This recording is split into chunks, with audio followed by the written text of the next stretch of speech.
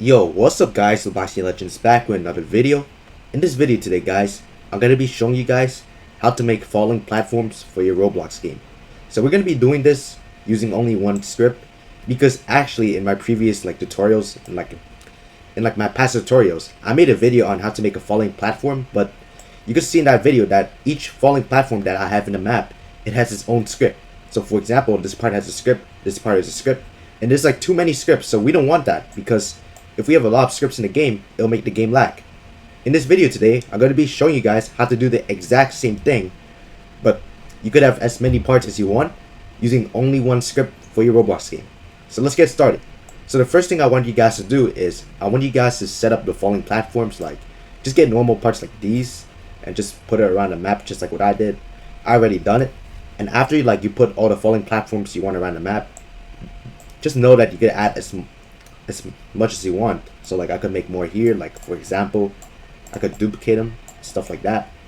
So anyways, back to the topic. When you're done putting like all the falling platforms where you want it to be, you want to put all the parts into a folder.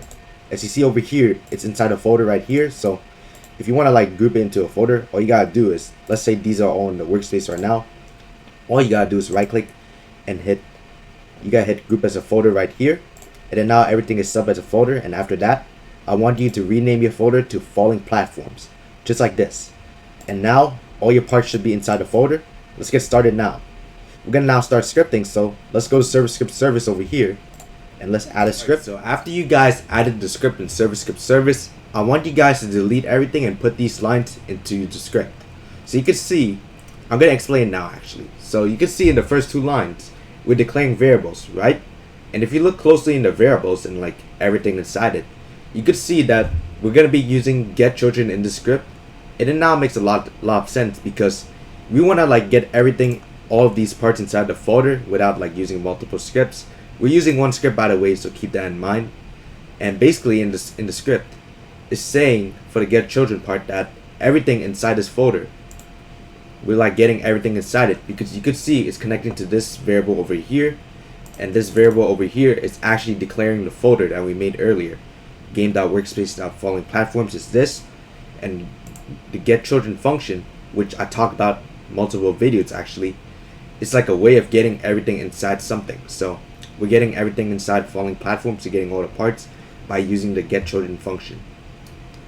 Okay, so after those variables that I declared, we're saying down here that for each part do this. So that's like a certain thing that that's seen in every get children thing. You can see that after this line, we basically we're using a touch function. We have a touch event. You can see over here, and in the touch event, when a player touches a part, basically we wait 0.05 seconds. I added that over here so like the player has time to realize what he or she has done after he or she just touched a part. And then after that 0.05 second wait, you can see over here we changed the parts can't touch to false. That means that if they touch the part again, that means no script, nothing will happen. It's like basically a way of disabling the script, you could say. And then after that, after we disable the can't touch, you can see over here we're gonna save the C frame of the part. And the C frame is basically where the part is located, right?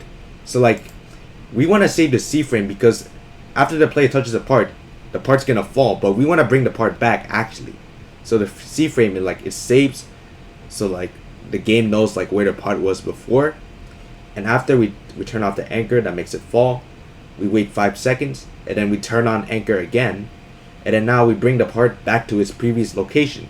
So remember when we save the location here of the C frame, we bring it back because the part fell and it's at a different location, but we just bring it back. We're not making a new part or anything like that. And then after we turn on the can't touch, so then the script would be enabled again. And that's pretty much what the script does. Alright guys, so after you copy the script, I want you guys to make an invisible part.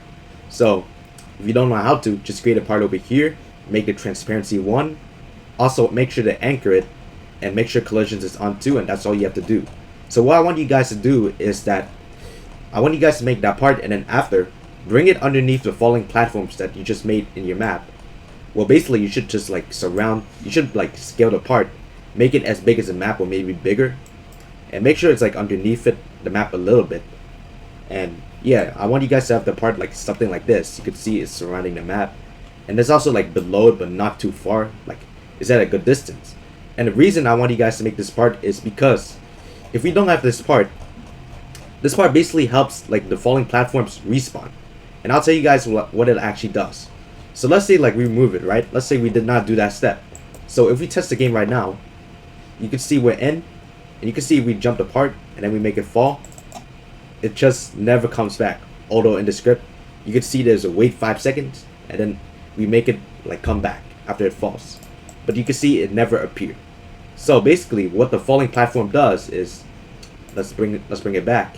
You can see the falling platforms here, right? If we play now, the collisions in the invisible falling platform, like it keeps the part from falling and like destroying. So if we make the part fall right now, you can see it stays on the invisible platform. The falling platform stays on the invisible platform for like a second or two, and then it comes back. And you can see if we bring it back, it stays there for a second or two, and then it comes back.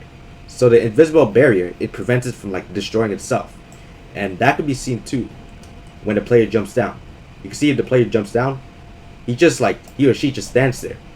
So feel free to actually add like a kill script over here, like a script that kills the player if the player touches it, because like we want the player to like fall and like die if they fail to reach the platform.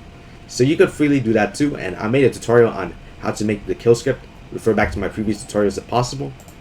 But yeah, this is how you make a falling platform in Roblox Studio that respawns, and you could see it works. It's really nice. It's only one script and it saves like a lot of time scripting. You can see it's coming back now.